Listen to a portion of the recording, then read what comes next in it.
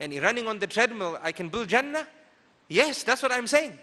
Yeah, me putting a cake in the oven, my Jannah can get more beautiful? Yes, it can get more beautiful.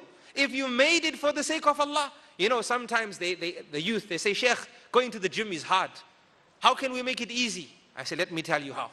When you're on the treadmill, intend Allah subhanahu wa ta'ala. Don't say, I'm running to lose weight. Have a more substantial intention.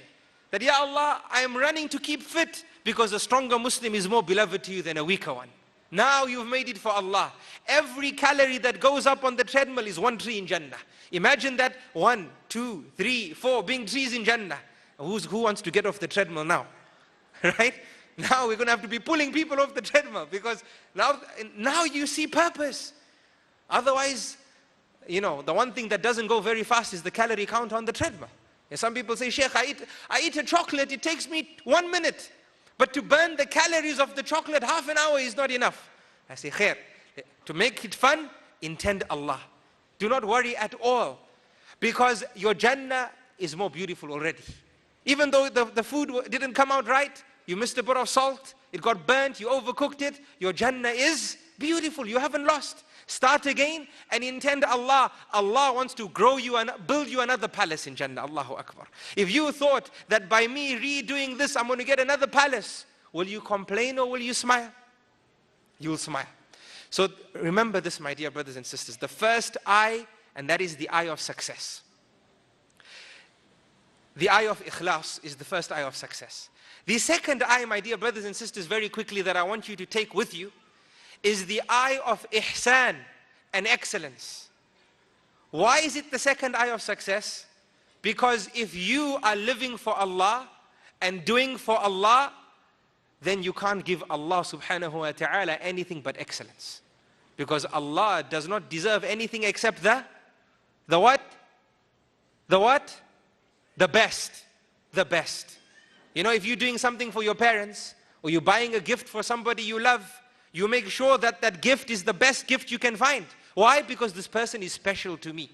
If Allah subhanahu wa ta'ala is the one who you intend behind that which you do, the quality of it has to be excellent.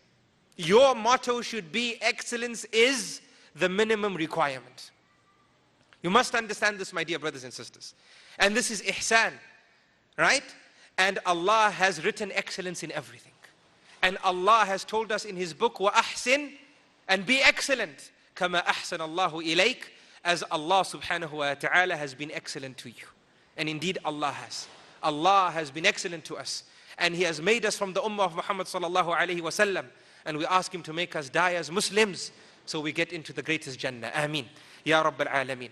So this is the second eye, the eye of ihsan. It's the second eye of success.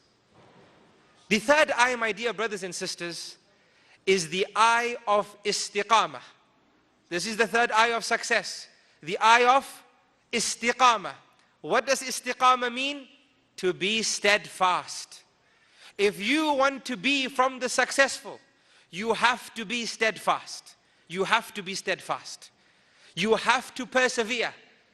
You have to be steadfast. It cannot be that today I live for Allah, tomorrow for something else. Today my study is for Allah, tomorrow for something else. Today I intend Allah, tomorrow I intend something else. No. You have to persevere and be persistent in only intending Allah. And you have to be persistent in being excellent. It can't be that today I'm excellent, tomorrow I'm mediocre. Today my salah is very good, tomorrow it's mediocre. The next day it's very poor. May Allah forgive us. You have to persevere. You have to persevere. And when you persevere, or when I say you must persevere, this also includes seeking forgiveness from Allah. Why? Because you know you're weak. You know that salah is going to have a thought which you shouldn't have had. You know that you're going to have an off day. Right? But because you love Allah so much, and you intend Allah so much, you turn to Allah and you ask for forgiveness. Because you know that no matter how much I try, I am always weak. Right? And seeking forgiveness is from being steadfast. And that is why Ibrahim alayhi salam, Allah gave one man a command that no other man on the face of this earth will ever receive. To build one thing. And this thing can never be built again. And for this thing to be built in one place, and no other place can have this thing. Which is this thing? The Kaaba, the house of Allah. Ibrahim alayhi salam. Does he have competition? No. It's not like us, we have competition. People are paying zakah, people are going for hajj, people are fasting, people are praying. No competition. A specific command to a specific man to do a specific thing in a specific place. And he builds the Kaaba with his son. What does he do afterwards? Does he say, let's have a party? No. He says, رَبَّنَا تَقَبَّلْ مِنَّا. They say, him and his son, رَبَّنَا تَقَبَّلْ مِنَّا إِنَّكَ أَنْتَ السَّمِيعُ الْعَلِيمُ. That, oh our Lord, accept from us. Meaning, forgive us and accept from us. Because you deserve excellence. And we've tried our best. Ya Allah, accept from us. Indeed, you are the all-hearing and the all-knowledgeable. Subhanallah.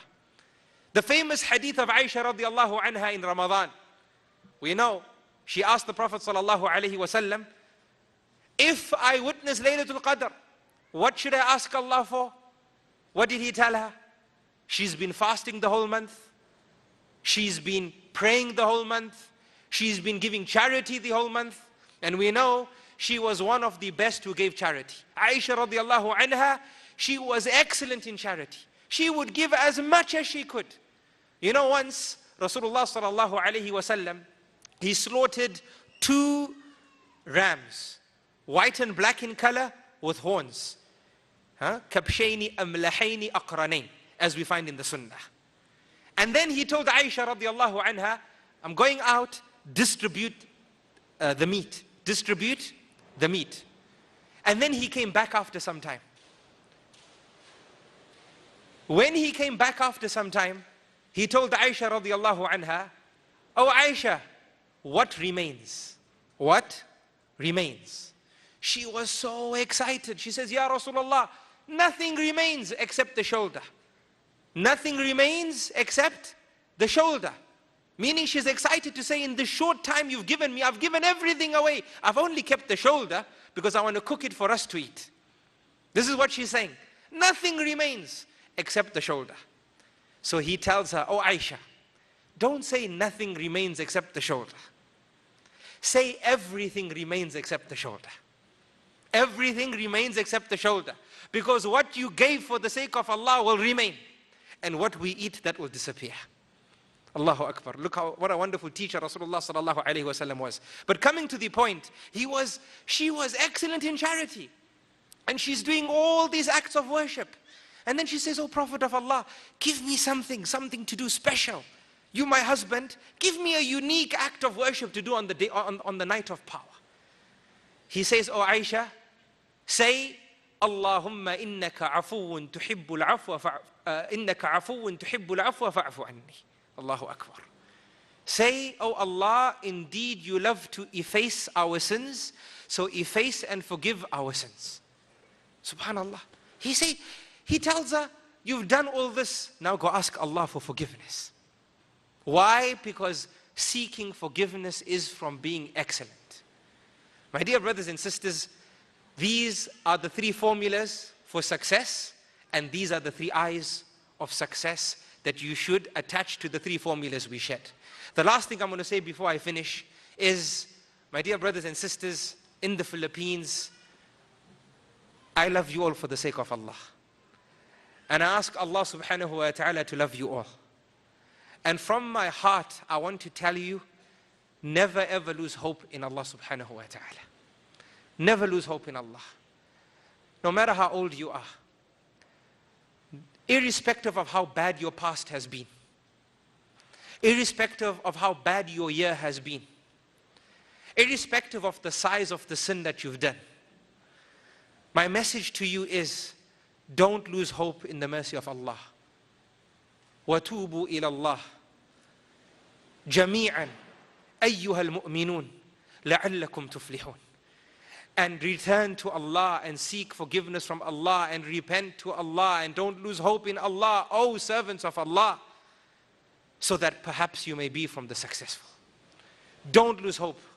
For it is Allah subhanahu wa ta'ala who said in a hadith Qudsi, Ya ibn Adam, innakum tukhti'una bil-layli wal-nahar, wa ana aghfiru adh-dhunuba jami'an, fastaghfiruni aghfir lakum. That, O son of Adam, which includes the daughters of Adam as well, indeed you sin in the day, and you sin at night, and it is Allah subhanahu wa ta'ala who forgives all sins. So seek forgiveness from Allah. And Allah subhanahu wa ta'ala says, أغفر لكم. Allah doesn't say, I'll forgive you. Allah says, consider yourself forgiven. There's a difference, my dear brothers and sisters. Allah is telling us, seek forgiveness. And don't doubt. Don't say, maybe Allah has forgiven me. Maybe He hasn't. I don't know. Allah is saying, seek forgiveness and get up from the place that you asked Allah to forgive you, believing that you are forgiven and your situation is as it was before you did the sin. Subhanallah.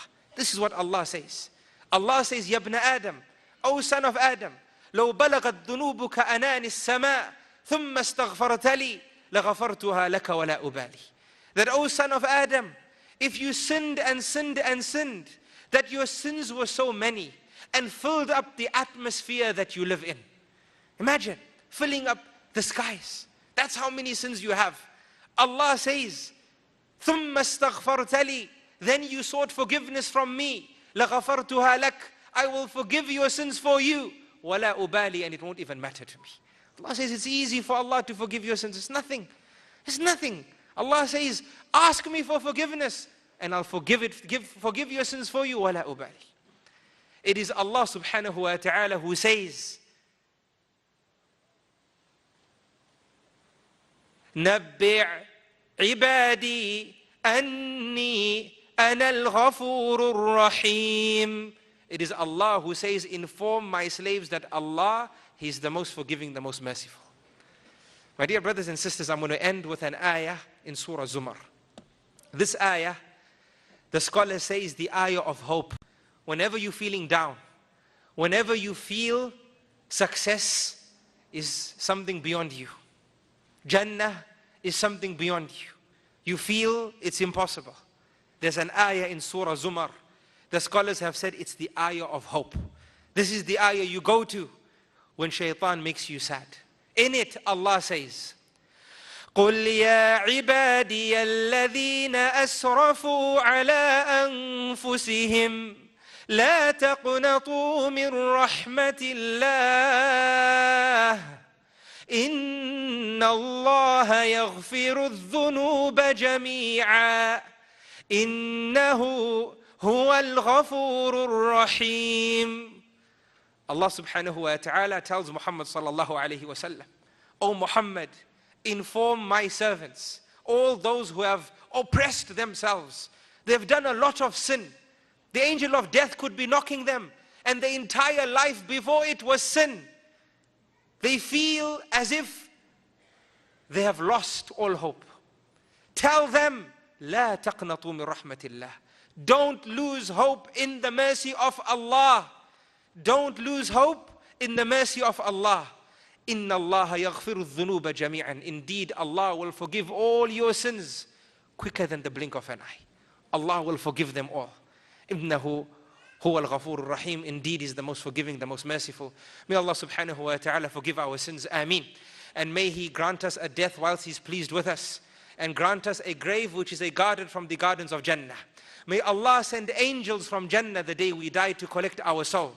And may Allah gather us underneath His throne on the day of Qiyamah, as He has gathered us here in Manila today. Ameen.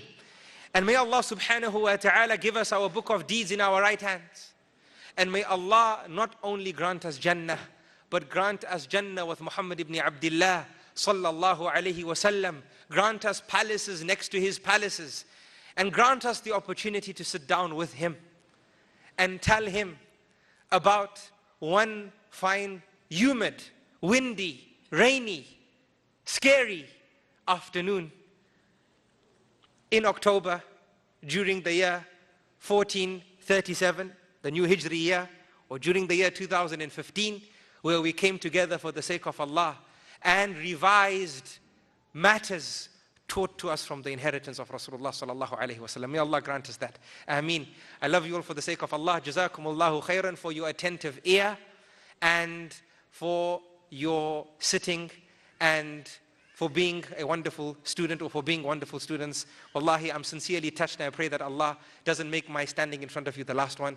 Hada wallahu a'lam. Everything correct said is from Allah subhanahu wa ta'ala and He's perfect. And any mistakes are from myself and shaitan, and I seek Allah subhanahu wa ta'ala's forgiveness.